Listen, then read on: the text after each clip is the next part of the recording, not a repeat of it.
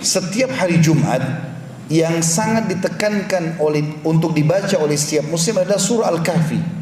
Surah Al-Kahfi ini adalah asas keyakinan bagi seorang muslim. Setiap Jumat kita disuruh baca. Bahkan kata Nabi SAW, siapa yang membaca Al-Kahfi di malam Jumat, Allah akan berikan cahaya antara dia dengan Ka'bah. Kemudian dalam riwayat lain, siapa yang membaca Al-Kahfi di hari Jumat, dia akan selamat dari fitnah Dajjal.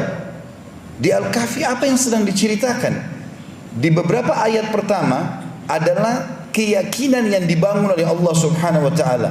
Bagaimana seseorang muslim yakin Al-Quran ini benar, lalu berpegang teguh pada apa yang ada di dalamnya, baik informasi ataupun hukum-hukum yang sudah terjadi sebelumnya, yang sedang terjadi di zaman sekarang, dan yang akan terjadi di masa akan datang. Dan semua yang dibutuhkan dalam roda kehidupan di muka bumi ini, dari sisi sosialnya, ekonominya, politiknya, semuanya ada dalam Al-Quran. Kemudian mulailah Allah Subhanahu wa taala memberikan gambaran 3 kisah yang unik sekali.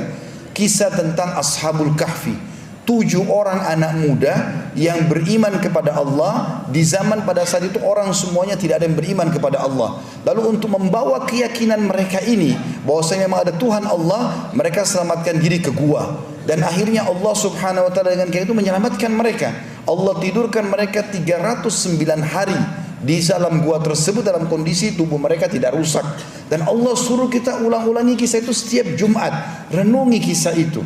Bahwasanya keyakinan akan membawa kepada keselamatan, terutama kepada Allah Subhanahu wa taala, atau keyakinan kepada Allah Subhanahu wa taala. Kisah yang lain juga Allah ceritakan tentang perjalanan Nabi Musa dengan Nabi Khidir alaihi wassalatu wassalam. Bagaimana Nabi Musa alaihissalam pada saat berkata, saya adalah orang terpintar atau yang paling memahami hukum Allah di muka bumi. Maka Jibril AS datang pada saat itu menyampaikan, hai Musa, bukan kau orang yang paling mengetahui hukum Allah, tapi masih ada hamba Allah yang mengetahui, dan Allah menyuruh kau mencarinya. Maka mulailah diceritakan dalam surah Al-Kahfi bagaimana Musa AS jalan mencari Khidir. Lalu pada saat bertemu dengan Khidir, dia minta, semoga engkau bisa mengajarkan kepadaku ilmu yang Allah ajarkan kepadamu. Apa kata Khidir?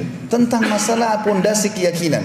Boleh kau belajar dengan aku, tapi dengan syarat, jangan bertanya apa yang aku lakukan sampai aku yang jelaskan. Maka kata Musa, baik, saya ingin, saya boleh jalankan itu. Kata Khidir, bagaimana kau bisa meyakini itu atau menjalani itu sementara kamu sendiri tidak akan bisa sabar melihat sesuatu yang belum pernah masuk di benak kamu. Dia mengatakan, saya coba bersabar. Maka terjadilah sesuatu yang unik pada saat itu. Dalam Al-Quran dan surah Kahfi diceritakan Khidir naik di atas sebuah kapal dengan Musa alaihi wassalatu wassalam. Lalu tiba-tiba Nabi Khidir membolongi kapal-kapal pelayan, padahal mereka orang miskin. Lalu Musa bertanya, hai Khidir, kenapa kau bolong-bolongin kapalnya para nelayan ini? Apa dosa mereka? Bukankah mereka orang miskin? Kata Khidir, bukankah sudah saya katakan jangan kau tanyakan apa yang saya lakukan sampai saya jelaskan? Maka kata Musa, baiklah, saya minta maaf. Lalu berjalan lagi sebentar, beberapa langkah, turun di sebuah lembah atau di sebuah kota atau sebuah desa. Tiba-tiba Nabi Khidir menangkap seorang anak kecil lalu membunuhnya. Maka Musa AS bertanya lagi, bagaimana bisa kau bunuh seorang anak kecil yang belum berdosa, belum balik? Kata Khidir, bukankah sudah saya katakan, kalau kau jangan kau tanyakan apa-apa yang belum saya jelaskan. Kalau saya sudah jelaskan baru kau bertanya, baru kau ambil ilmunya. Maka kata Musa, baiklah, mulai sekarang saya tidak akan bertanya lagi. Sampai mereka berjalan, diringkaskan ceritanya dalam Al-Quran itu, bahwasanya mereka mampir di sebuah negeri atau sebuah kota. Lalu Nabi Khidir dan Nabi Musa minta tolong untuk nginap di kota itu. Di zaman dulu sebuah kota dibuatin sebuah benteng yang besar, ada pintu gerbang, mereka tidak bisa keluar dan masuk kecuali dengan izin pemilik benteng tersebut. Maka pada saat itu pun mereka menolak karena Musa dan Khidir dianggap orang asing di situ. Mereka tidak mau kedua orang ini nginap di situ. Maka yang terjadi, Khidir pun pada saat mau keluar melihat ada tembok mau rubuh, oleh Nabi Khidir disentuh tembok tersebut, tiba-tiba jadi bagus kembali. Nabi Musa AS cuma kasih masukan saja. Lalu berkata, wahai Khidir, kalau kau mau, cukuplah perbaikan tembok ini, kita minta sebagai balasan jasa supaya kita diizinkan nginap di tempat ini. Kata Khidir AS, saya sudah katakan, hai Musa, sekarang saatnya kita berpisah. Saya sudah bilang jangan menjelaskan apapun atau bertanya sebelum saya jelaskan. Maka kata Khidir, maka sekarang saya akan jelaskan kepadamu kenapa saya lakukan ketiga perbuatan tersebut yang membuat kau tadi kaget itu.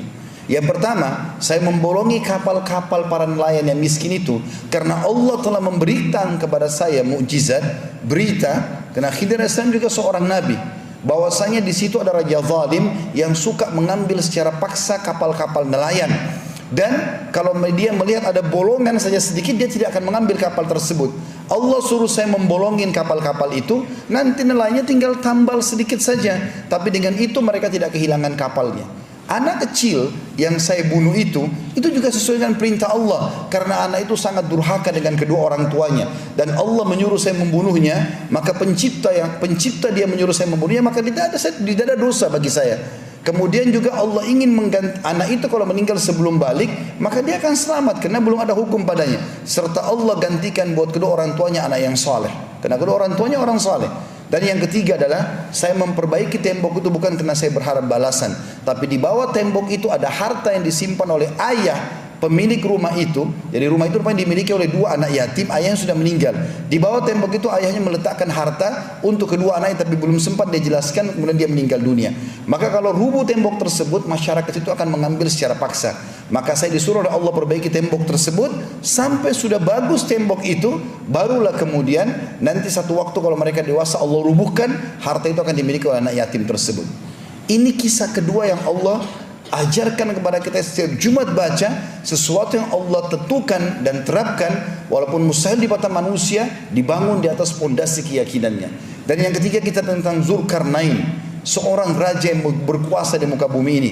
Bagaimana dia menghadang dua suku besar Ya'juj dan Ma'juj untuk menyebarkan kerusakan di muka bumi. Dan dengan izin Allah dia bisa membendung kedua suku tersebut dengan membuat sebuah benteng yang sangat kuat di antara dua gunung dari timah yang dipanaskan dengan besi-besi yang disusun dan dipanaskan juga.